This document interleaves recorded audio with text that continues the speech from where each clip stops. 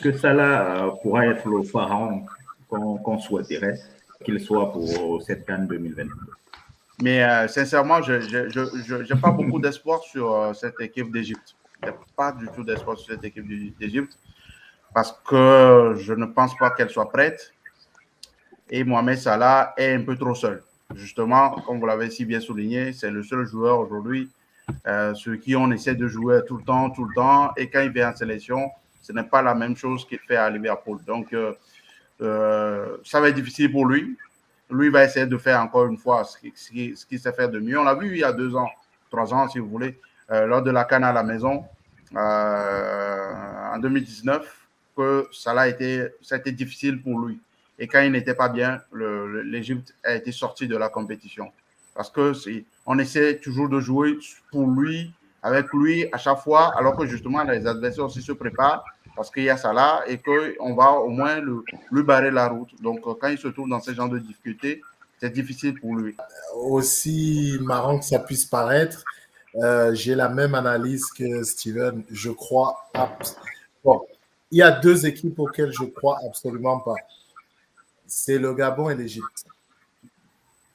C'est 2 nations pour moi qui se ressemblent par rapport au fait qu'ils ont un seul.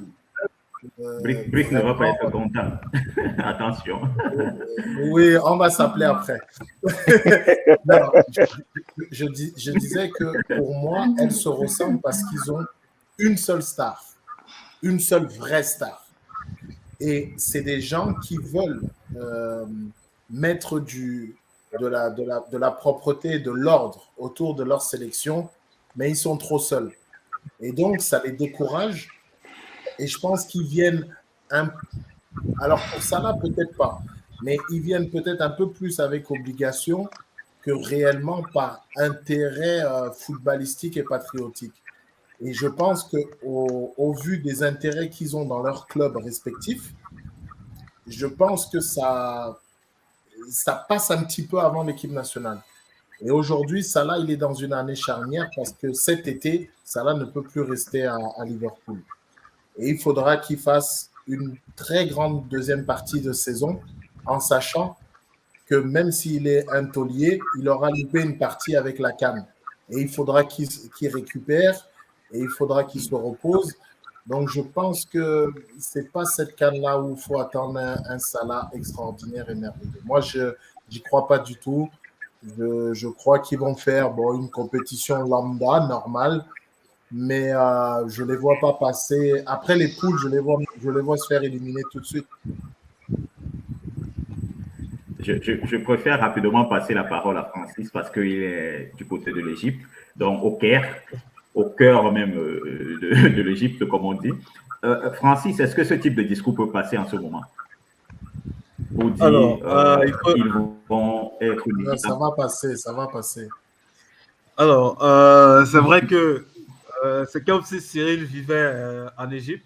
Il faut le dire, même les Égyptiens ne croient pas à Carlos Queiroz, qui est l'entraîneur, parce que déjà, ils ont vécu la Coupe arabe. Pour eux, c'était une catastrophe. L'Égypte, c'est un pays où on veut la victoire et rien que la victoire. Alors, même si vous déroulez du jeu à la brésilienne, sans victoire, ça ne va pas suivre. Et ici, déjà, ils ont laissé l'un des meilleurs joueurs de leur championnat, pour ne pas dire le meilleur meneur de jeu égyptien ici, Afshara, qui était à la Coupe arabe et que Carlos Queiroz a laissé. Donc, ça a fait ici tâche d'huile du fait qu'on puisse le laisser, surtout que c'est un joueur du club phare à la Ligue qui compte quand même une dizaine de joueurs dans cette équipe égyptienne du côté du nord, de Garoua.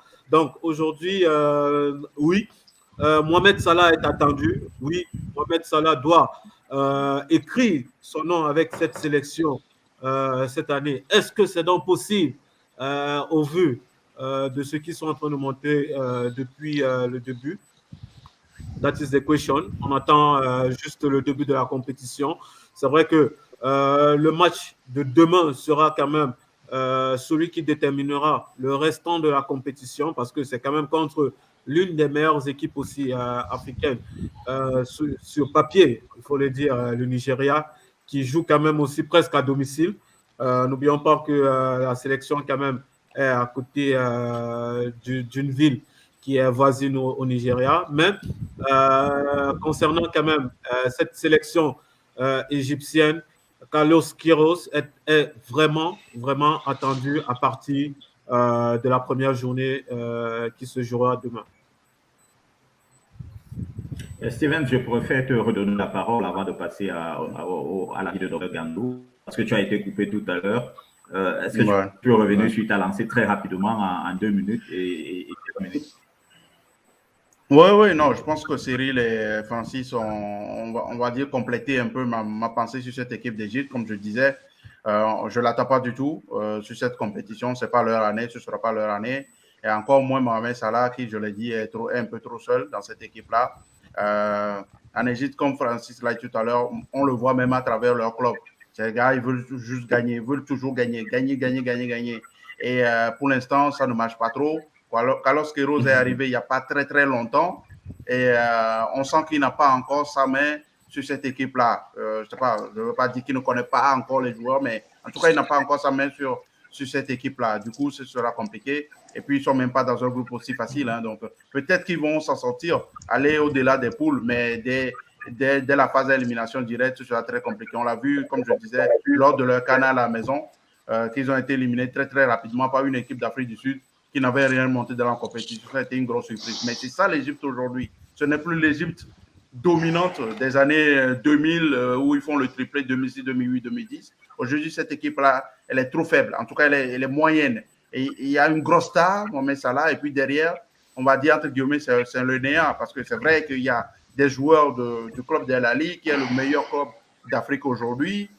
Tout le monde le sait, mais quand ils sont au niveau de la sélection nationale, ça ne marche pas. Donc, en tout cas, on attend de voir le premier match demain contre le Nigeria. Ça va être un gros match.